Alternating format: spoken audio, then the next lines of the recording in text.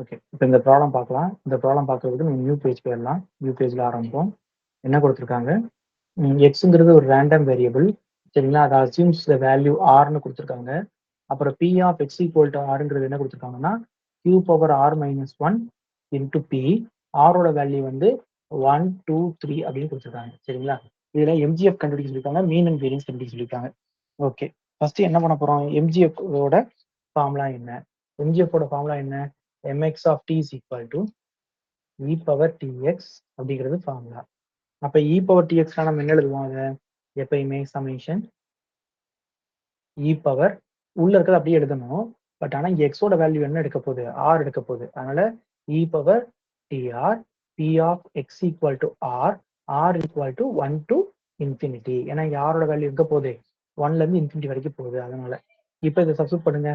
r value வந்து 1 போடுங்க. அப்ப என்ன கிடைக்கும்? அப்ப e power tr. சரிங்களா? இது என்ன பண்ணுங்க? e power tr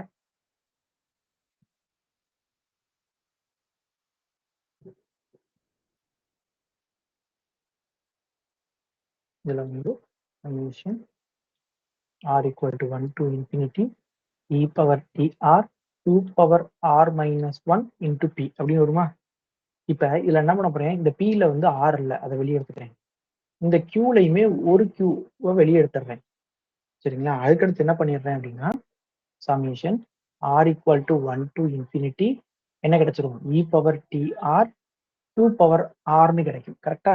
e power tr 2 power rன்னு கிடைக்கும்.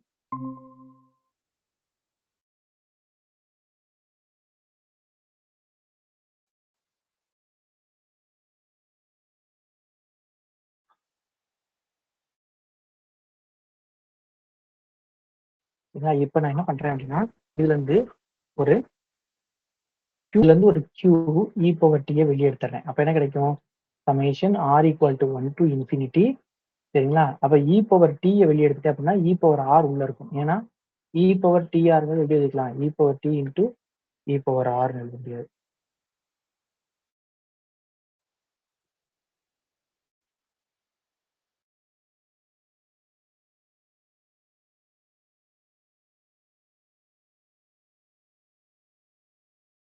அது என்னன்னா, இதை வந்து இதுக்கு முன்னாடி ஒரு ஸ்டெப் எழுதிக்கிறோம். அப்புறம் எழுதுவோம். அப்ப e power t q the whole power r வச்சுக்குவோம். சரிங்களா? இப்ப இதுல ஒரு e power t ஐயும்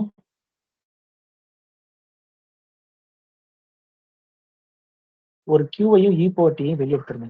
அப்ப வெளியே எடுத்தா என்ன கிடைக்கும்? r equal to 1 to infinity e power t q power r minus 1 கிடைக்கும். இப்ப ஏன் இப்ப வெளியே எடுத்தேன்னு சொல்றேன். இப்ப 1 போட்டா இதுல என்ன ஆரம்பிக்கும்? 0ல இருந்து ஆரம்பிக்கும். புரியுதா உங்களுக்கு? அதாவது இந்த ஃபார்முலா கொண்டு வர நான் ட்ரை பண்றேன்.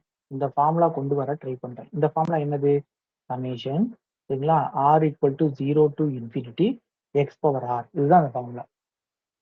ஓகேவா? அப்ப அந்த ஃபார்முலா வரணும்னா எனக்கு ஃபர்ஸ்ட் 0 சப்ஸ்டிட்யூட் பண்ணணும். பட் இங்க கீழ வந்து எனக்கு என்ன இருந்தது அப்படின்னா 1 இருந்தது. அதனால நான் என்ன பண்ணியிருக்கேன் அப்படின்னா, ஒரு r ஒரு q ஒரு ஒரு ஒரு டேர்ம வெளிய எடுத்துட்டேன். இப்ப பாருங்க 1 போட்டா என்ன ஆகும்? 0ல இருந்து ஸ்டார்ட் ஆகுமா? அப்ப இந்த எக்ஸ்பான்ஷன் இந்த மொத்த சமேஷனும்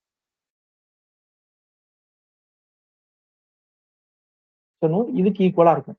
அப்ப இதுக்கு ஈக்குவலா இருக்கணும்னா என்ன சப்ஸ்டிட்யூட் பண்ணிக்கலாம் நம்ம? அப்ப இந்த p by q q e power t இந்த மொத்த சமேஷனோட வேல்யூ என்ன ஆகும்னா 1 minus q e power t சரிங்களா? அந்த ஹோல் பவர் மைனஸ் 1 அப்படின்னு வரும். இதுல இந்த q-வையும் q-வையும் கேன்சல் பண்ணிடலாமா? அப்ப p e power t divided by 1 minus q e power t. அப்ப இதுதான் mx of t. இதுதான் அந்த mgf. சரிங்களா? இப்ப அடுத்து என்ன கேட்டிருந்தாங்க? மீன் கேட்டிருந்தாங்க, வேரியன்ஸ் கேட்டிருந்தாங்க. அப்ப μ1 டேஷ்ங்கிறது தான் என்னது? மீன்.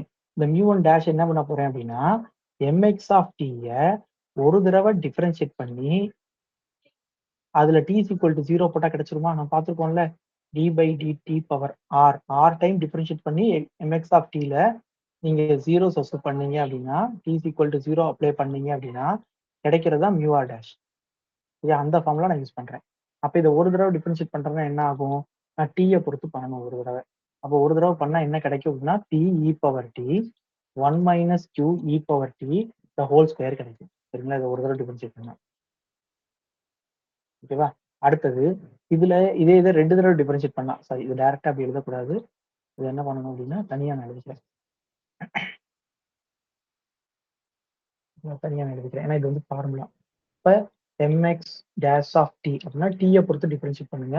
டீயை பொறுத்து நீங்க யூ பை வி ஃபார்முலா போட்டு நீங்க டிஃபரன்ஷியேட் பண்ணும்போது இதுதான் ஒரு ஆன்சரா கிடைக்கும். நான் அது வந்து யூ பை வியே ஃபுல்லா பண்ணல.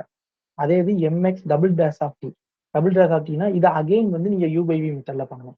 அப்ப இது அகைன் யூ பை வில மெத்தட்ல பண்ணும்போது என்ன ஆன்சர் கிடைக்குது அப்படின்னா B e power D 1 plus q e power t divided by 1 minus q e power t the whole power 3 அப்படின்னு கிடைக்கும். சரிங்களா? அப்ப mu1 டேஷ்ல என்ன பண்ணணும்? mx of t ல t க்கு பதிலா 0 போடணும். அப்ப 0 போட்டா என்ன ஆகும்? p 1 minus q the whole square அப்படின்னு கிடைக்கும்.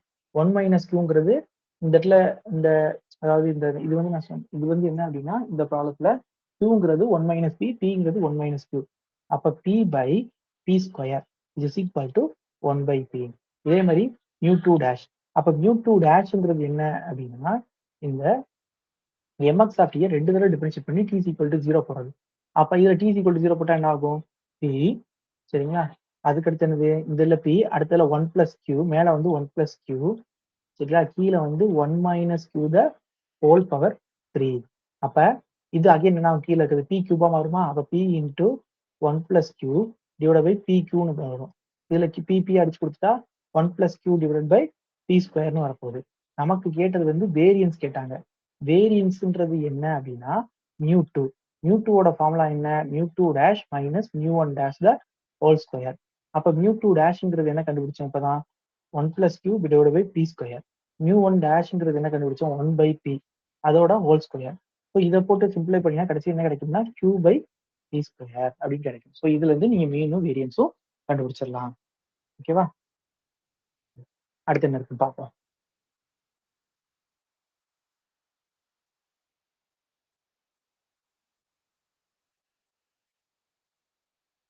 அடுத்தது என்ன இருக்குன்னா கேரக்டரிஸ்டிக் ஃபங்க்ஷன். இந்த கேரக்டரிஸ்டிக் ஃபங்க்ஷனுக்கும் எம்ஜிஎஃப்க்கும் ஒரே ஒரு வித்தியாசம் தான். அதுவும் இ பவர் டிஎக்ஸ் தான், இதுவும் இ பவர் டிஎக்ஸ் தான். ஆனா இது இ பவர் ஐடிஎக்ஸ்ன்னு போடுறாங்க. சரிங்களா? அதுவும் இதுவும் ஒண்ணுதான். ஆனா இதுல ஒரு முக்கியமான விஷயம் இருக்கு. ஏன் வந்து இந்த கேரக்டரிஸ்டிக் ஃபங்க்ஷன் கொண்டு வந்திருப்பாங்கன்னா நீங்க இப்ப எம்ஜிஎஃப் வந்து சில ரேண்டம் வேரியபிளுக்கு எக்ஸிஸ்ட் ஆகாதுன்னு நான் சொன்னேன்னா ஆனா இந்த கேரக்டரிஸ்டிக் ஃபங்க்ஷன் வந்து எல்லா ஃபங்க்ஷனுக்குமே எக்ஸிஸ்ட் ஆகும். அதுதான் இதோட இம்பார்ட்டன்ஸ். அதை நம்ம கீழே படிப்போம். சரிங்களா? சரி, அப்ப அதுக்கு இதுக்கு ஒரே ஃபார்முலான்றதுனால உங்களுக்கு இந்த இடம் மட்டும் தான் மாறப்போகுது, மற்ற எதுவுமே மாறப்போறது இல்லை. சரிங்களா? இது வந்து அதுலயே இன்னொரு ஃபார்முலா என்னன்னா இந்த இது இருக்குல்ல, இதுக்கு பதிலாக என்ன போட்டுப்பாங்கன்னா குமுலேட்டிவ் டிஸ்ட்ரிபியூஷனை போட்டிருப்பாங்க. வேற ஒன்றும் இல்லை. சரியா? டிஸ்ட்ரிபியூஷன் ஃபங்க்ஷனை போட்டிருப்பாங்க. அதுக்கடுத்து என்ன சொல்றாங்கன்னா இன்னொரு விஷயம் என்ன சொல்றாங்க பை ஆஃப் டிங்கிறது எப்பயுமே ஒரு காம்ப்ளெக்ஸ் வேல்யூடு ஃபங்க்ஷன்றாங்க. ஏன்னா உங்களுக்கு ஐ வந்துச்சுல அதனால அது எப்பயுமே ஒரு காம்ப்ளெக்ஸ் வேல்யூடு ஃபங்க்ஷன் அப்படின்றாங்க. இப்ப பாருங்க இம்பார்ட்டன்ஸ் ஆஃப் கேரக்டரிஸ்டிக் ஃபங்க்ஷன் பாருங்க. இப்ப இது வந்து ஒரு கண்டினியூஸ் ப்ராபபிலிட்டி டிஸ்ட்ரிபியூஷன் கொடுத்துருக்காங்க. இதோட இன்டகிரேஷன் வந்து எக்ஸஸே ஆகாது. சரியா? இதோட இன்டகிரேஷன் வந்து எந்த நீங்க என்ன வேல்யூ போட்டாலும் இது does not converge for any finite positive value of M. நீங்க எம்முக்கு பதிலாக எம்முங்கிறது எந்த வேல்யூ வேணா இருக்கலாம்ல, எம்முக்கு பதிலாக நீங்க எந்த வேல்யூ போட்டாலும் சரி இந்த ப்ராபபிலிட்டி டிஸ்ட்ரிபியூஷன் வந்து கன்வர்ஜ் ஆகாது. ஏன்னா டஸ் நாட் அப்சல்யூட் கன்வர்ஜ். சரிங்களா? அதே மாதிரி இதை பாருங்க 6/π² எக்ஸ் ஸ்கொயர். சரிங்களா? 6/π² எக்ஸ் ஸ்கொயருக்கும் எம்ஜிஎஃப் வந்து எக்ஸஸே ஆகாது அப்படின்றத சொல்லியிருக்காங்க. சரிதானா? ஆனா நீங்க இந்த பை ஆஃப் டிங்கிறது என்ன ஆகும் அப்படின்னா மாடலஸ் ஆஃப் பை ஆஃப் டின்றது என்ன எழுதிக்கலாம்? அதோட ஃபார்முலா எழுதிருக்காங்க. எழுதிட்டு இந்த ஜென்சன் இன்இக்வாலிட்டி படி இந்த மாடலஸ் என்ன பண்ணிக்கலாம்? உள்ள கொண்டு போய்க்கலாம். அப்புறம் உள்ள கொண்டு போயிட்டா இ பவர் அதாவது மாடலஸ் ஆஃப் இ பவர் ஐ தீட்டானா நம்ம என்ன எழுதுவோம்? 1ன்னு போடுவோமா? அது மாதிரி இதோட வேல்யூ 1. அப்ப integral F of X DX வருது. Integral F of X DX ஓட வேல்யூ என்ன வரணும்? 1 வரணும். அப்ப இதுல இருந்து என்ன கிடைச்சிருக்கு? Modulus of phi of T is always less or equal to 1. அப்ப என்ன அர்த்தம்? இந்த சீரிஸ் கன்வர்ஜ்னு அர்த்தம். சரிங்களா? அப்ப phi of T is always exist even though M of T is does not exist. M of T exist ஆகாத நேரத்துல கூட பை ஆஃப் டி இதுதான் இதோட ஸ்ட்ரைக்கிங் அட்வான்டேஜ் அப்படின்றாங்க.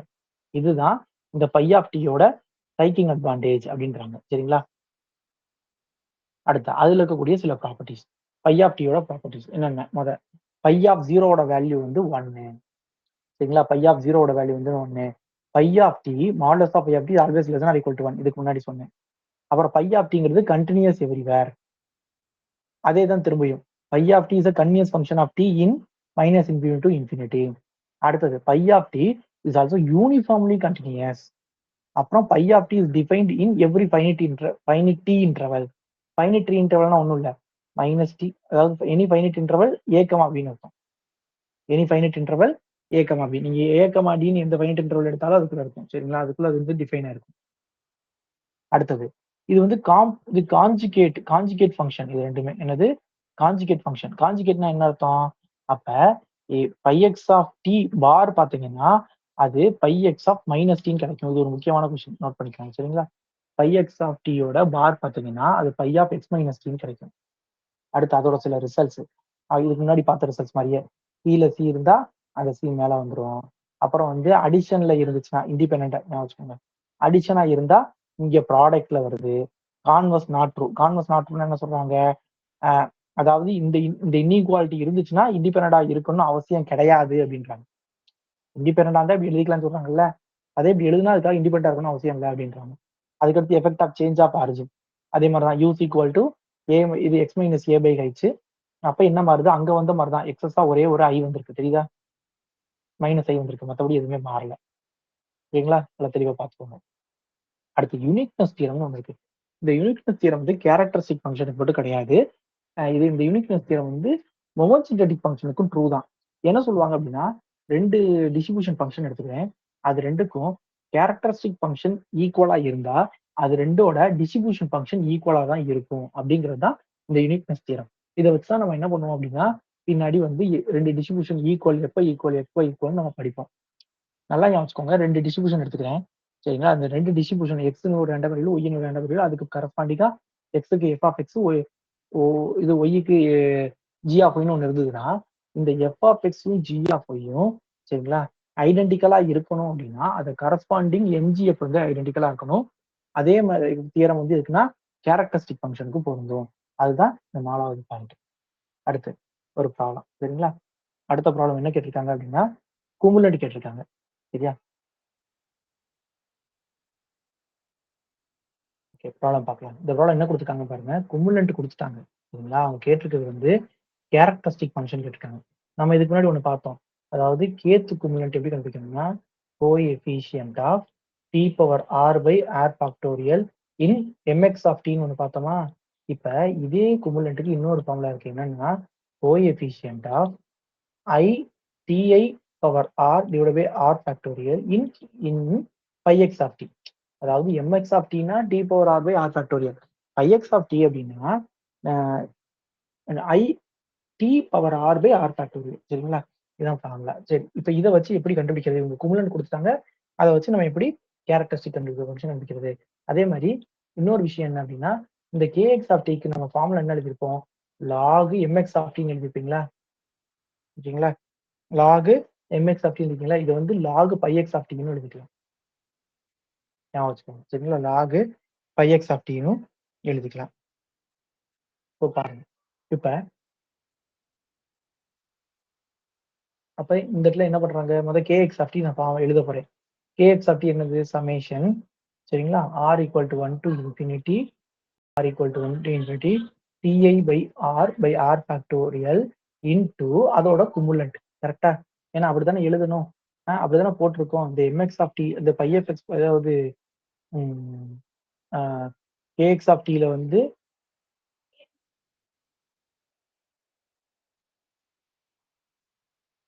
சாரி, இது கேஎக்ஸ் ஆஃப் டி இல்ல, இது வந்து பைஎக்ஸ் ஆஃப் டி.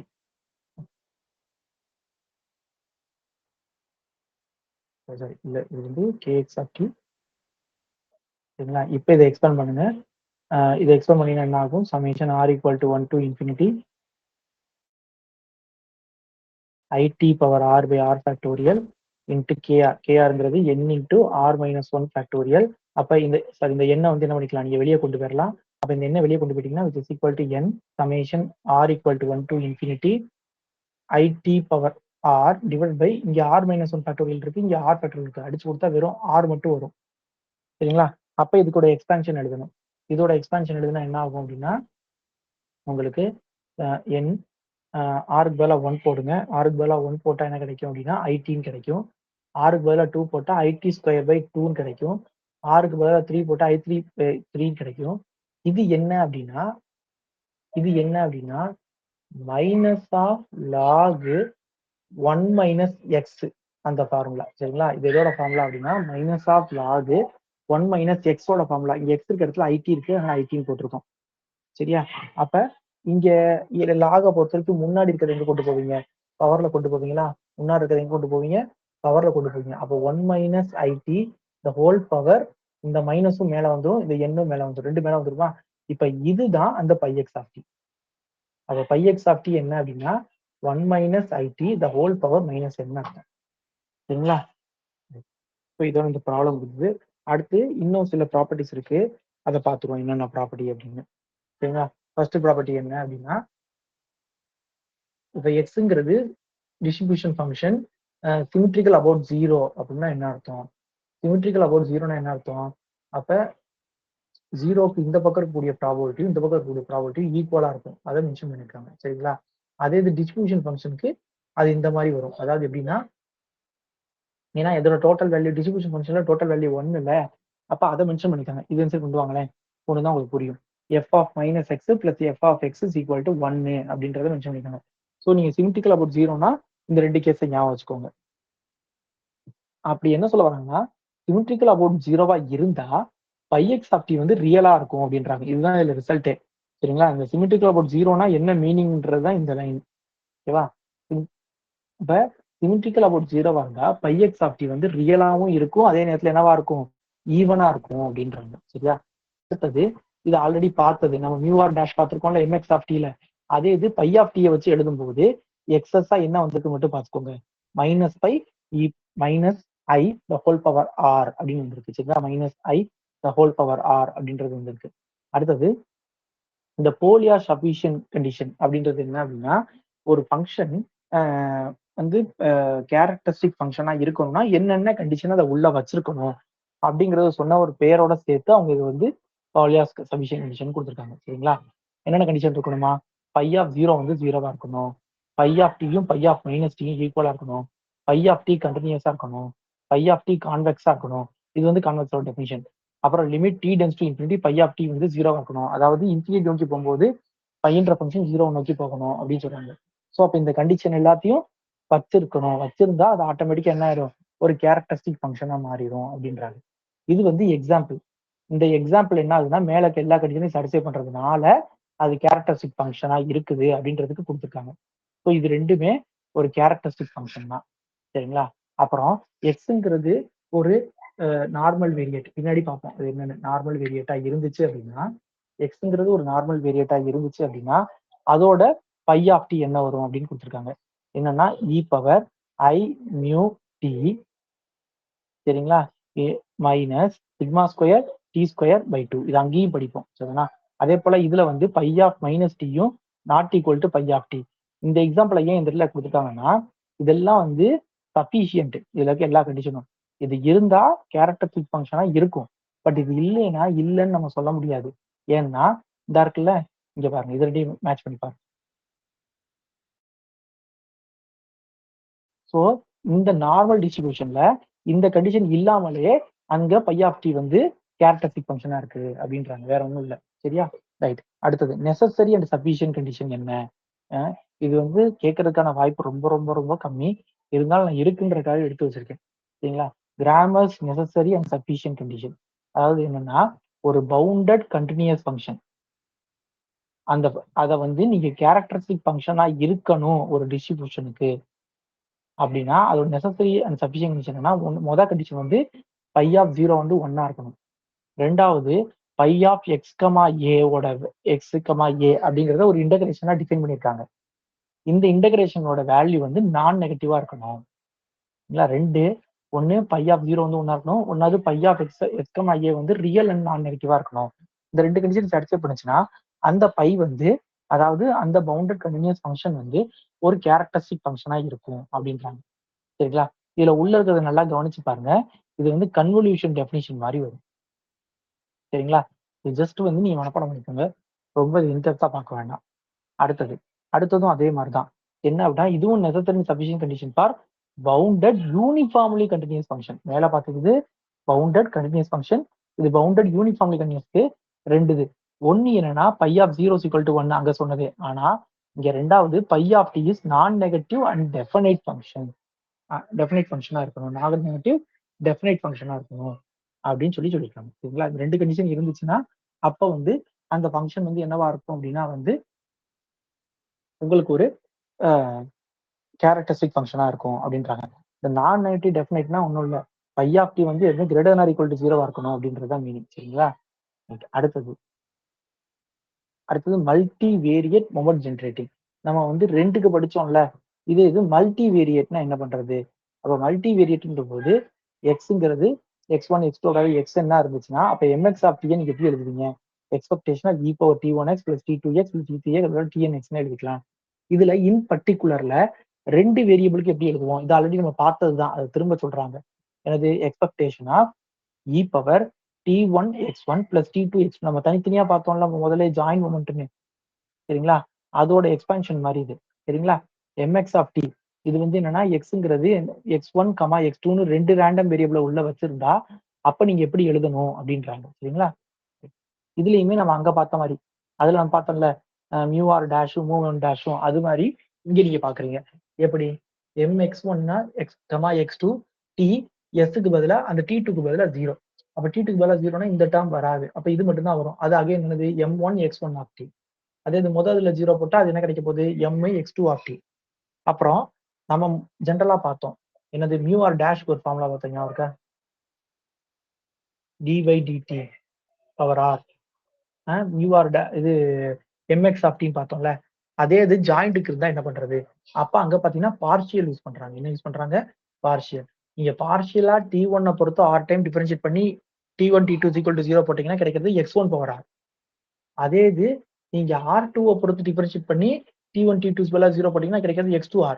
இதே இது உங்களுக்கு x1 பவர் r-ம் x2 பவர் s-ம் வேணும்னா t1 வந்து r டைம்லயும் t2 பொறுத்து s டைம்லயும் டிஃபரன்ஷியேட் பண்ணி அப்புறம் t1 t2 0 போடணும். புரியுதா? இது நம்ம முன்னாடி படிச்சதுதான். இதை நம்ம வந்து அங்க வேற ஃபார்முலாவை படிச்சோம், இங்க வேற ஃபார்முலாவை படிக்கிறோம். சரிங்களா? எப்படி மொமெண்ட் ஜென்ரேட்டிங்கை வச்சு நம்ம மொமெண்ட்ஸை கொண்டு வர்றது அப்படின்றத இங்க பாக்குறோம்.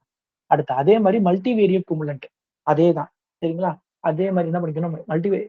ஜென்ரலா என்னது கேஎக்ஸ் அதாவது கேஎக்ஸ் ஆஃப் டீனா என்னது ஜென்ரலா கேஎக்ஸ் ஆஃப் டீனா நம்ம என்ன எழுதுவோம்? கேஎக்ஸ் ஆஃப் டீனா என்ன எழுதுவோம்? லாகு. சரிங்களா? எம்எக்ஸ் ஆஃப் டீன்னு எழுதுவோம். அதுக்கு பதிலா இங்க 2 வேரியபிள் இருக்கு. நான் இங்க 2 வேரியபிள் போட்டிருக்கேன். அவ்வளவுதான் வித்தியாசம். வேற ஒண்ணும் இல்லை. சரிங்களா? சரி. இது வரைக்கும் இந்த இதை முடிச்சுக்கலாம். அடுத்ததுல அடுத்தது பார்க்கலாம்.